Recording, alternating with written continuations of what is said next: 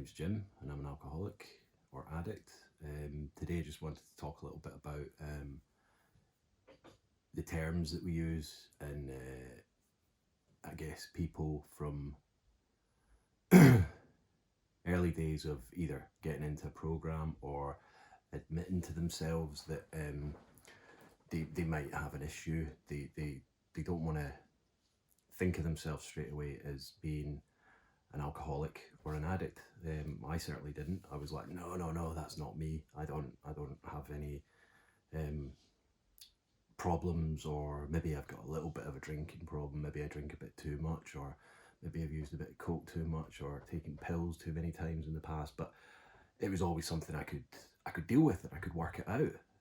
So to actually realize and then call yourself an alcoholic or an addict is a really big step for people, and I think for me essentially it was it was the biggest step I had to make. I had to admit it to myself and I had to almost own up to what was going on in my life. Now, for certain people, I'm not saying that you have to do this in order to fix yourself or get into recovery. Of course you don't. Lots of people do it other ways. They I suppose some people cut down. For me, essentially, I know that if I have a single sip of alcohol, it won't be that particular time. I'll end up going out and, I don't know, killing myself or hurting someone or pissing someone off so that I get arrested, or ending up in a ditch or pissing off my family. It won't happen that on that first sip, but it won't be long at all until it escalates, as it always does, into absolute madness, for me essentially. So if people do think, well, maybe I've got a little bit of an issue here, then it will only get worse.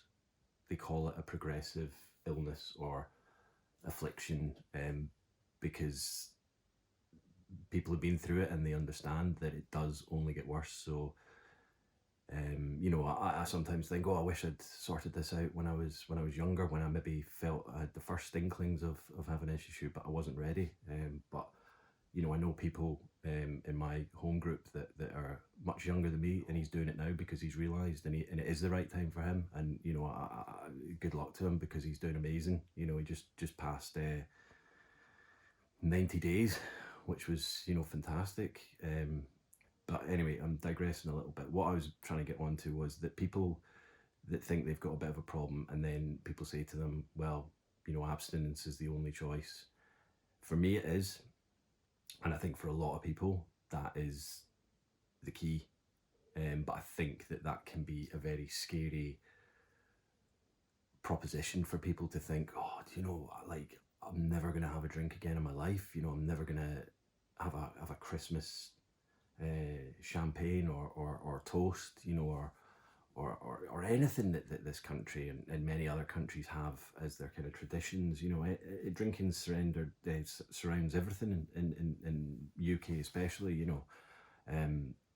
Something successful happens in your life, something good happens, and we go for a drink. Something bad, bereavement, we go for a drink. I used to, when I'd finish 10Ks or half marathons and things like this, I'd always want to go and have a drink. And hundreds do it. Some of the races I did, they'd hand you out a beer at the end of it. So for some people to think, I'm never going to have a drink or a drug again in my life is unfathomable. But I can assure you there are other things to do in this world. There really are. I'm still learning, because I'm only just close to 5 months sober, and I've found so many things that I can do, and also building on other things that I used to do, like running and going on hikes and things like that. These are things that I used to do with a drink in me or after, and now I do them sober. And I've met so many different people that do these things, obviously without a drink, and I think that's a massive commitment for people as well, because of their lifestyle, because of the people they kind of hang about with, their family, their friends. And you know what I'll say to you is, if those people don't understand that what you're doing in giving up alcohol is for you a life changing, you know, a life changing moment in your life, that you're going to change your kind of lifestyle, you're going to change um, who you are to get healthier, to get better, and essentially not kill yourself. So if people don't understand that, then do you know what? Don't have them in your life. Um, I spoke to someone the other day that said that, you know, they were amazed at how many people that they went out with drinking actually don't drink that much. So when she stopped drinking, it opened up that wow, she was the one that was instigating the heavy drinking all the time. So her friends were just like, you know, have a couple, leave it. So that was obviously kind of shining light there for her. But other people can be bogged down in a whole lifestyle of drink, drugs, and you know, and just that is what they do. So to change that is a massive step, because it's what they're surrounded themselves with. And for me, that would have been a massive thing, but latterly I was just a sole drinker. You know, I was just drinking on my own, and so it wasn't difficult for me to cut anyone out of my life. That was because I wasn't socializing with big drinkers or anything like that. I wasn't socializing really at all. Had I been in my 20s or early 30s, then yeah, that could have been a massive issue for me. But what I'm saying is, join clubs, go running, do this, do that. But there are honestly things you can do, things you can change in your life, people you can change, you know. And if they don't understand that you need to do this to make a difference in your life, then you don't need them. They're not friends. You will see when you make these choices who your true friends are and who comes through for you in the end. And you know, I'm still realizing this now. You know, people are coming out and sending me messages and going, you know, good on you and blah blah blah. And honestly, I can't wait for the pandemic to be over so that I can actually, you know, face a few tests for me and actually go out for a meal, for um, you know, to a bar or a pub or whatever, and just not partake in the alcoholic culture that's out there, but actually go out and enjoy myself.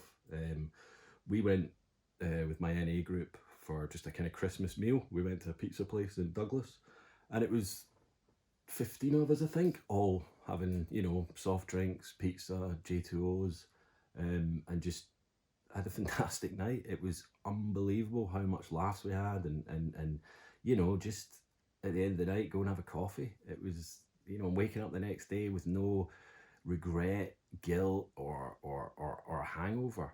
So, you know, for me, it's getting there. It's a simple choice. It's hard to make, but it is a simple choice, and you can do it. You know, don't be daunted by the thought that you can never have a drink again, because at the end of the day, it is poison. If it was discovered today, it would be illegal. So I'll leave you with that thought.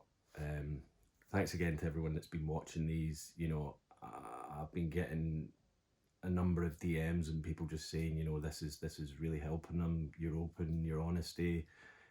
and your honesty about it. So I'm going to continue to do them, because you know, if they're helping just one person out there, then hey, you know, it's helping me as well. So um, feel free to share them.